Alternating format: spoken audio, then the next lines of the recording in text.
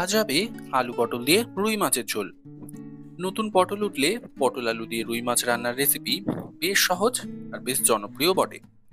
নমস্কার বন্ধুরা, মাছে ভাতে বাঙালি ব্লগিং চ্যানেলে আপনাদের স্বাগত। এই রান্নাটা রুই বা কাতলা যে কোনো মাছ দিয়েই করা যেতে পারে।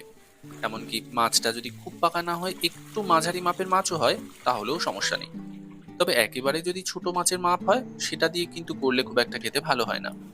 মাছটা পাকা হলে এইসব রান্নার জন্য ভালো লাগে। বাজারে সেদিন রুই মাছই ছিল, আর 10-12টা মতোই টুকরো মাছ আনা হয়েছিল। কিন্তু ওই 6টা মতো পিস দিয়ে সেদিনকে মা রান্না করেছিল।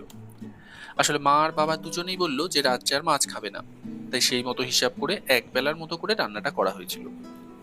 পেঁয়াজ, আদা, রসুন দিয়ে করলে পটল আলুর তরকারিটা এমনিই ভালো লাগে। তার উপর যদি একটু পাকা মাছ পড়ে, তাহলে তো আর কোনো কথাই নেই। এই রান্নাতে পটল বা আলু কতটা করে দেবেন সেটা কিন্তু ফিক্সড কিছু নয়। তবে 6টা মাছের পিস দিয়ে রান্না হচ্ছে, মানে 6জন লোককে পরিবেশন করা যাবে। সেখানে যদি 10-12 জনের মতো আলু পটল দেওয়া হয়, তাহলে রান্নার স্বাদটা কিন্তু সেরকম আসবে না। আর তার সাথে পেঁয়াজ, আদা, রসুনের পরিমাপটাও কিন্তু বজায় রাখতে হবে। আমাদের শহরাঞ্চলে সাধারণত চালানি মাছ পাওয়া যায় বেশি, মানে খুব যে টাটকা মাছ এখানে আসে তা কিন্তু নয়। আবার গরমকালে তো আরো সমস্যা।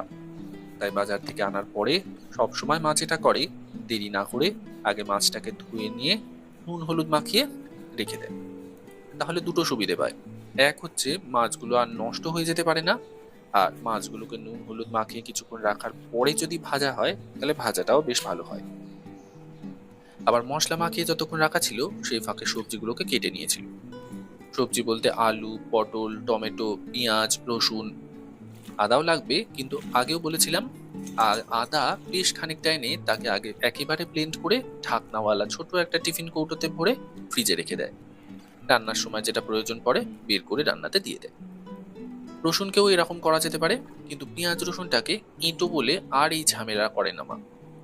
আর ওদিকে মাথাও ঘামায় না। তবে রসুন দিয়ে যখন রান্না করে, তখন বেশিরভাগ ক্ষেত্রে যেটা করে, রসুনকে কুচিয়ে নেয়। একটা বা দুটো রান্নার জন্য রসুন লাগলে আর আলাদা করে শিলনোড়াও বের করে না। আবার অল্প রসুনকে ব্লেন্ডারে দিয়ে দিলে দেখবেন ঠিক করে ব্লেন্ড করাও সম্ভব হয় না। তাই আর রসুনটা বাটার ঝামেলায় যায় না।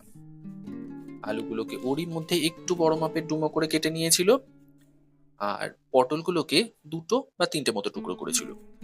টমেটো আর পেঁয়াজটাকে কুচি করে দিয়েছিল রান্নাতে। চাইলে ব্লেন্ড করে পেস্ট বানিয়েও দিতে পারেন। ব্লেন্ড করে দিলে রান্নার গ্রেভিটা বেশ থপথপে হয়। যদিও টমেটো গোটা দিলেও গলে একদমই মিশে যায়। এই রান্নাটা শীতকালে ফুলকপি দিয়েও কিন্তু করা যেতে পারে।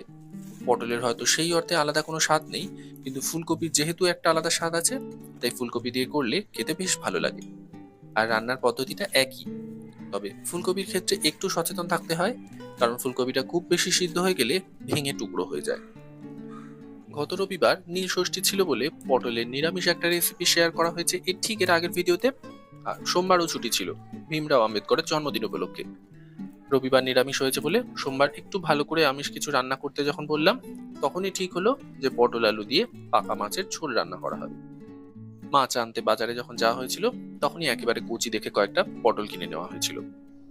আবার আরেকটা জিনিস লক্ষ্য করবেন, যখন প্রথম প্রথম সবজি ওঠে, তখন সেগুলো রোজ খেলে খারাপও লাগে না। শীতের সময় ফুলকপি, বাঁধাকপির ক্ষেত্রে ঠিক যেমন হয়, গরমের সময় ঢেঁড়স পটলের ক্ষেত্রে ওই একই ব্যাপার। এদিকে সবজি কাটা হয়ে যাওয়ার পর আলু পটলটা ধুয়ে নিয়ে তারপর রসুনগুলোকে গ্রেটার দিয়ে কুচি করে নিয়েছিল। আলু আর পটল ভাজার সময় অল্প করে নুন হলুদ গুঁড়ো মেশাতে হয়।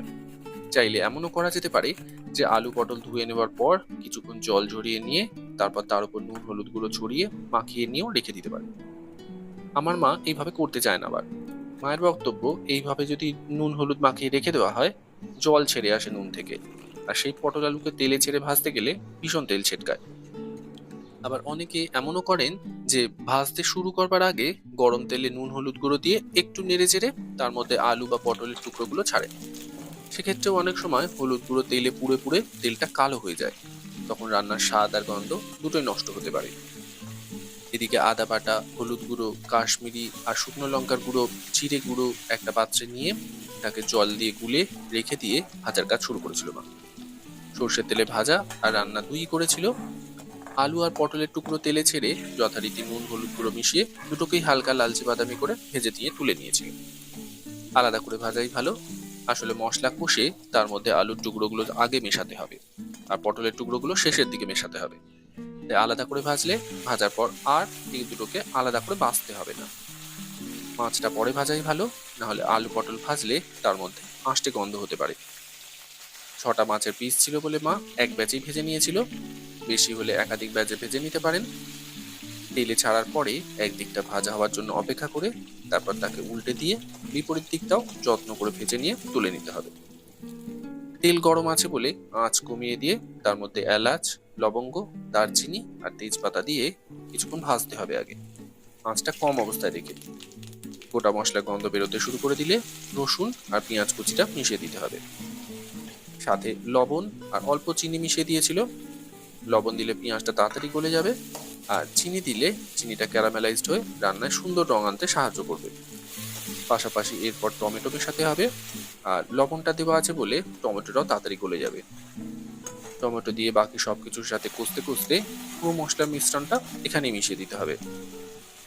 তারপর আঁচ বাড়িয়ে একে কষতে কষতে একবার চাপা দিয়েছিল, যাতে টমেটোটাও তাড়াতাড়ি গলে নরম হয়ে যায় আর মশলা থেকে তেল ছেড়ে আলাদাও হয়ে আসে সহজে। মিনিট 2-এর জন্য চাপা দিতে হবে, তবে কম আঁচে চাপা দেবেন, না হলে নিচে লেগে মশলাটা পুড়ে গিয়ে রান্নার স্বাদ নষ্ট হতে পারে। ঢাকা খোলার পর আরো কিছুক্ষণ কষে নিয়ে ভেজে রাখা আলুর টুকরোগুলো মেশাতে হবে। এখানে মশলার সাথে আলু মিশিয়ে কষতে কষতে মা আরো একবার চাপা দিয়েছিল।